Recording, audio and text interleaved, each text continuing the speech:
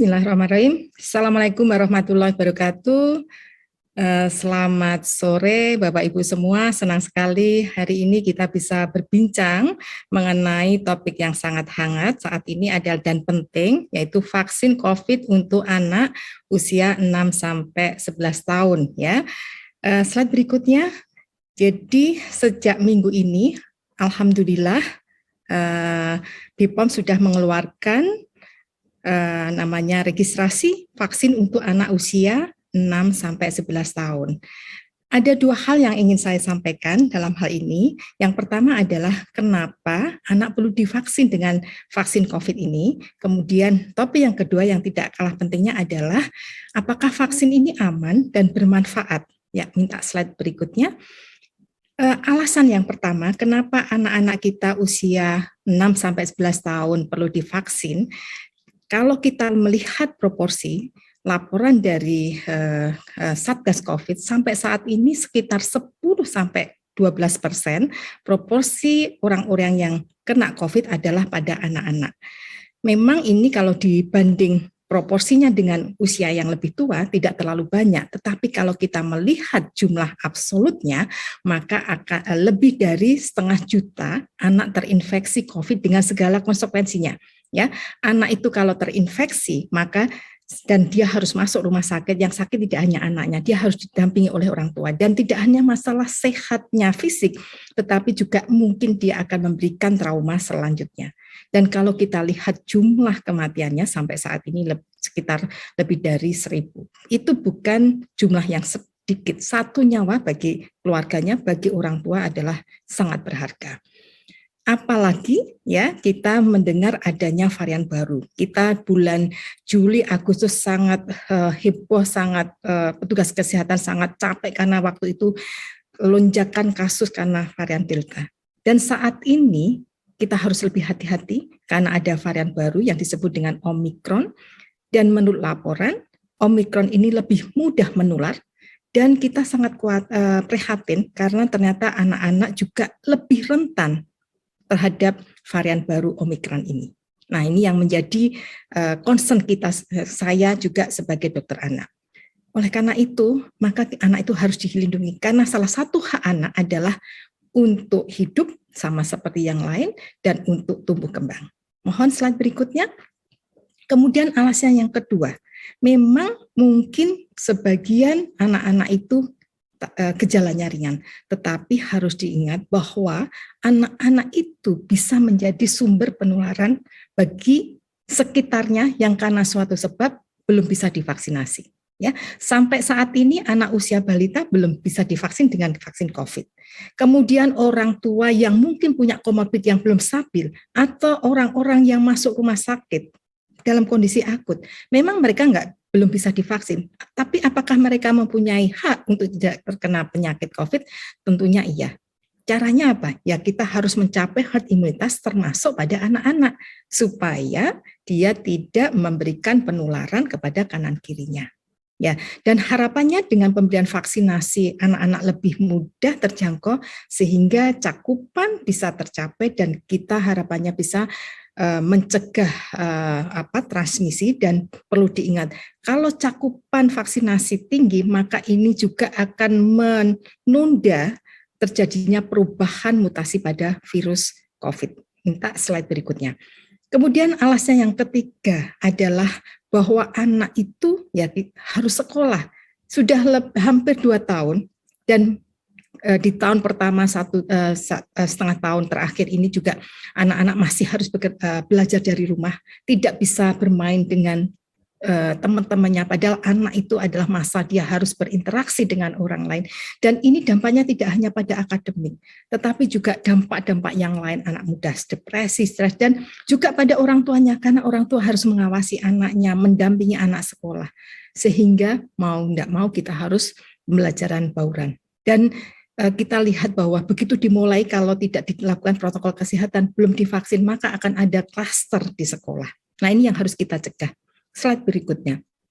Nah, kemudian topik yang kedua yang tidak kalah pentingnya adalah keamanan vaksin. Ya, sekarang banyak sekali rumor-rumor yang harus kita luruskan. Nah, ini juga udah nggak usah divaksin, kena infeksi alamiah saja. Nah, kita akan menyampaikan, mohon slide berikutnya, apa sih bedanya antara infeksi alamiah dengan vaksinasi. Kita lihat dari infeksi alamiah. Infeksi alamiah, virusnya jelas tidak terkontrol. Dia bisa varian Delta, bisa varian Omikron, jumlahnya bisa puluhan, ratusan, ribuan, dan dia tidak memilih target. Nggak bisa kita pilih yang diinfeksi, yang sudah divaksin saja. Dia bisa menyerang anak-anak, bayi, orang tua. Oleh karena itu, gejalanya tentu bervariasi. Ada yang ringan, ada tetapi cukup banyak yang menyebabkan komplikasi dan kematian. Kita sudah banyak sekali kehilangan saudara, sahabat, teman kita yang meninggal karena COVID. Ya. Dan pembentukan antibodinya ternyata juga bervariasi. Mereka yang sudah terinfeksi ternyata bisa terinfeksi lagi, apalagi dengan varian Omikron ini. Ya, jadi setelah 1 bulan, 3 bulan, kadarnya akan turun, dia bisa terinfeksi lagi. Nah, apa bedanya dengan vaksinasi? Vaksinasi itu memang tujuannya adalah membentuk kekebalan.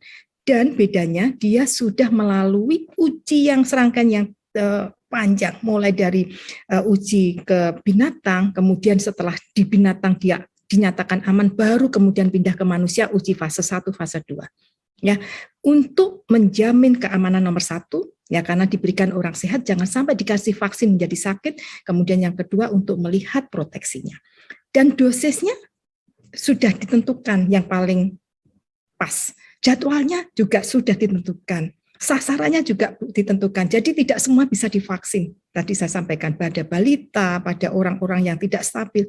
Nah, ini karena untuk menjamin keamanan dan proteksinya. Slide berikutnya. Nah, oleh karena itu, mohon slide berikutnya. Sampai saat ini untuk vaksin usia 6 tahun ke atas yang sudah mendapat rekomendasi dari BPOM adalah Sinovac. Ya, ini berdasarkan BPOM tidak main-main, tetapi berdasarkan kajian jurnal penelitian yang dilakukan oleh Sinovac pada anak usia 3-17 tahun. Di situ disebutkan 2 dosis, ternyata efek sampingnya juga ringan sebagian, hanya 2 yang demam tinggi. Dan juga terbukti bahwa vaksin itu bermanfaat untuk mencegah penyakit COVID yang berat. Dan tadi sudah direkomendasikan oleh BPOM, juga oleh ITAGI, suatu organisasi independen yang memberikan rekomendasi kepada pemerintah, dan juga rekomendasi oleh Ikatan Dokter Anak Indonesia. Dan satu lagi yang juga menjadi sangat penting bahwa ini sudah mendapat sertifikat halal dari MUI, sehingga nggak perlu ragu-ragu lagi. Untuk slide berikutnya, mohon. Nah, oleh karena itu satu lagi yang juga penting bahwa platform vaksin Sinovac itu adalah virus yang sudah dimatikan, dan ini sama seperti platform vaksin-vaksin yang sudah lama. Jadi vaksin itu bukan barang baru, ya, kita sudah lebih dari 100 lebih tahun ada vaksin. Contohnya vaksin yang platformnya inaktif, dia tidak akan menyebabkan sakit COVID karena sudah mati. Contoh yang lain adalah vaksin Pentabio, DPT, itu anak-anak kita sudah biasa mendapatkan vaksin ini, ya, sehingga insya Allah keamanannya baik, dan itu sudah dibuktikan dengan uji sebelumnya. Slide berikutnya. Nah, sekarang apa sih orang tua harus tahu? Apa sih kemungkinan yang akan muncul setelah diberikan vaksin? Seperti vaksin yang lain. Mungkin setelah itu anaknya lemas, nyeri otot seperti flu gitu ya. Kemudian demam, mungkin mual, tapi biasanya ringan, dan 1-2 hari dia akan baik dengan istirahat, minum yang cukup. Kalau memang mengganggu bisa diberikan paracetamol. Kemudian mungkin tempat suntikannya bengkak, nyeri, ya itu biasa, ya. Tetapi kemudian tidak perlu kita memberikan paracetamol untuk mencegah. Jadi paracetamol diberikan kalau memang anaknya kemudian mengalami demam, nyeri, karena tidak semua anak setelah divaksinasi itu mengalami gejala ini. Ya, slide berikutnya. Nah, oleh karena itu sebetulnya apa sih KIPI? Kejadian ikutan pasca imunisasi sebagian ringan, ya, itu karena reaksi vaksin. Ternyata tidak semua KIPI itu adalah reaksi vaksin. Ada yang cukup banyak adalah immunization stress related response. Jadi dia bukan karena vaksinnya, tetapi karena proses disuntiknya. Ya, anak-anak nangis, semuanya bisa nangis. Satu gelisah pingsan, yang lainnya ikut-ikutan. Nah, ini oleh karena itu penting sekali orang tua mempersiapkan, jangan ditakut-takuti.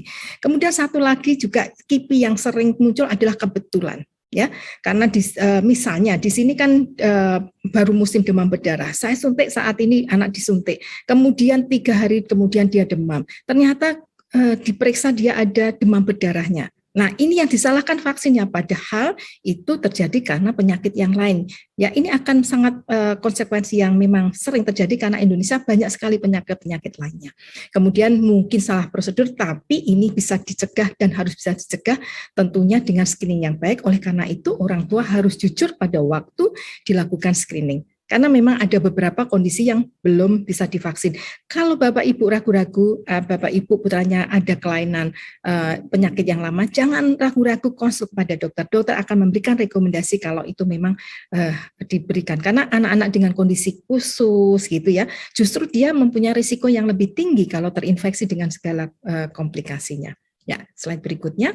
Nah, apa saja sih sampai saat ini vaksin yang direkomendasikan mendapat registrasi adalah vaksin Sinovac, diberikannya 2 kali dengan jarak 1 bulan dan dilakukan di sekolah dan fasilitas kesehatan. Nah, saat ini juga ada beberapa daerah masih melakukan vaksinasi bias, bulan imunisasi anak sekolah. Kalau seseorang anak itu baru mendapat vaksin misalnya DT, maka pemberiannya itu minimal 14 hari. Ya, tidak harus jadi misalnya sekarang vaksin COVID baru kemudian 14 hari kemudian mendapat vaksinasi misalnya influenza. Nah, ini hanya jaga-jaga misalnya nanti ada efek samping demam, itu bisa kita identifikasi oh ini karena vaksinnya. Ya, slide berikutnya. Nah, apa saja yang perlu dipersiapkan? Ya, yang pertama sebetulnya ini sama seperti vaksin yang lain. Jadi aktivitas seperti biasa tapi yakinkan anaknya itu sehat ya. Jadi kalau anaknya demam ya ditunda. Kalau anaknya baru batuk pilek ya ditunda karena saat ini kita agak susah melihat demam batuk pilek karena ya biasa atau COVID. Kemudian kalau dia baru kontak ya kita harus isolasi sampai 14 hari. Kemudian tadi tidak dianjurkan memberikan obat paracetamol sebelum pemberian vaksinasi karena tidak semua anak itu akan ada efek samping dan mungkin akan mengurangi efikasi.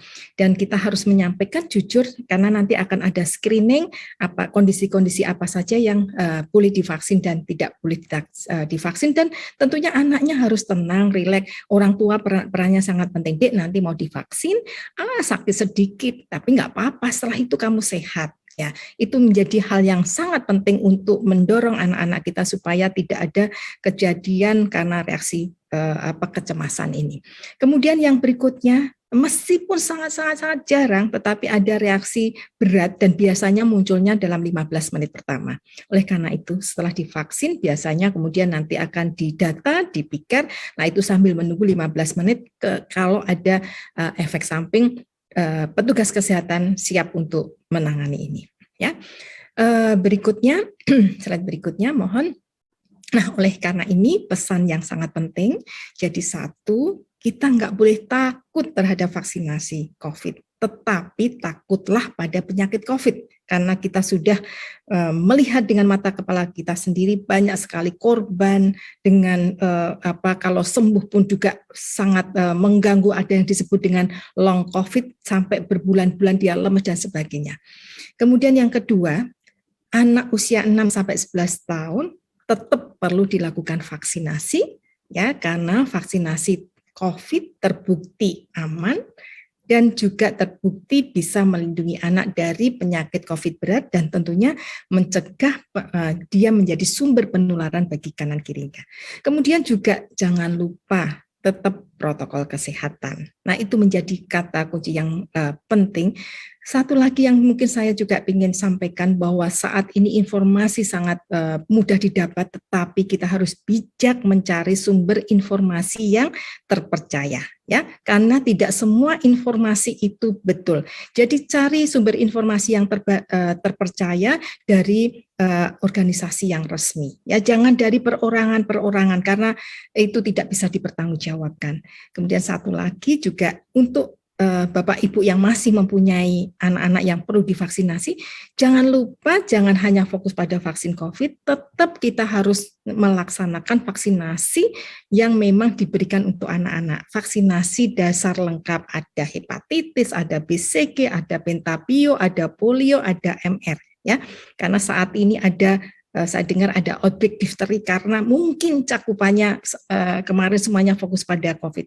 Jadi mari kita bergandeng tangan bersama-sama, kita berdoa kepada Allah, mudah-mudahan COVID-nya itu segera hilang, tentunya dengan segala usaha, protokol kesehatan, dan mari kita dukung pemberian vaksinasi pada mereka yang sudah memenuhi syarat, yaitu 6 tahun sampai 11 tahun, dan mereka yang di atas itu 12 tahun ke atas, yang lansia, yang belum divaksinasi, jangan lupa, mari kita bersama-sama supaya herd imunitasnya segera tercapai dan kita bisa memulai hidup yang lebih normal. Itu saja, terima kasih, semoga bermanfaat. Mari semangat mengatasi pandemi ini. Assalamualaikum warahmatullahi wabarakatuh.